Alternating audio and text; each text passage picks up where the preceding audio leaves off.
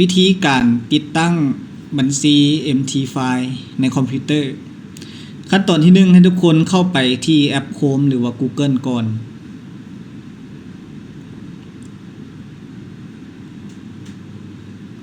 2แม่นให้กดค้นหาและเขียนคำว่า ACI FX Login ตามที่โซขึ้นมาถึงหน้าจอนี้เลยแล้วกด Enter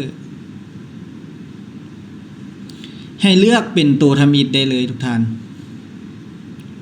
เมื่อเข้ามาในหน้าโบกแล้วให้ทุกคนเขียนมิวกับรหัสที่เป็นการตั้งบัญชีเทรดของท่านให้ครบและให้ถูกพร้อม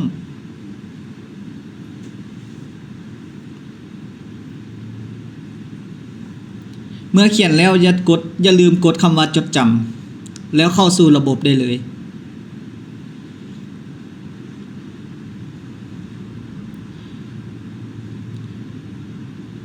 เมื่อเข้าสู่ระบบได้แล้วให้ทุกคนกดคำสั่งดาวน์โหลดอยู่แท็บเบื้องซ้ายมือได้เลย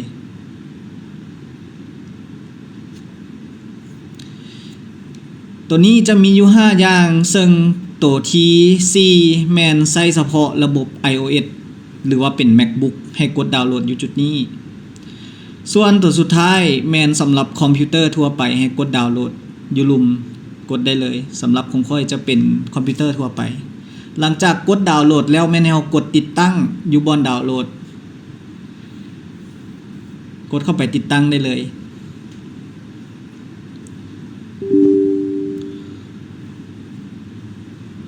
กด Next เพื่อยืนยัน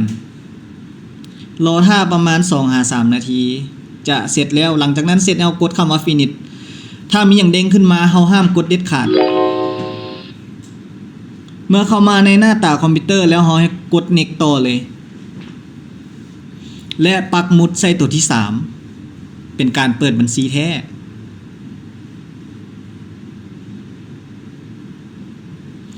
ส่วน Login แม่นเลข MT File Password ก็แม่นรหัสของเลข MT File ให้ทุกคนไป Copy เอาอยู่ในเมลของเราเนาะตัวนี้เนาะ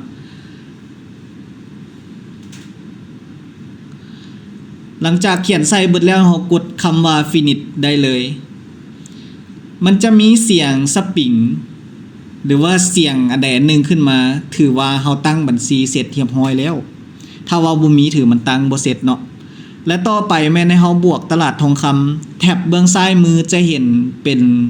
เลขสีแดงกับสีฟ้าเนาะไหลไปตลอดให้เราเลื่อนไปทางลุ่มสุดเลื่อนลงไปเลยและกดใส่เครื่องหมายบวกหรือว่า Click to Add เขียนสัญลักษณ์ตลาดทองคำใส่ก็คือ XAUUSD.AR เขาจะเห็น2อย่างเนาะตัวที่1จะเป็นเงินคู่เงินตัวที่2จะเป็นทองคำกับเงินดอลลาร์เนาะให้เลือกตัวที่2และกด Enter ได้เลยหลังจากนั้นแม่นให้เราเลือกในตลาดทองคำและกดเบื้องขวามือคลิกเมาส์เบื้องขวามือและให้กดคำว่า Chart Window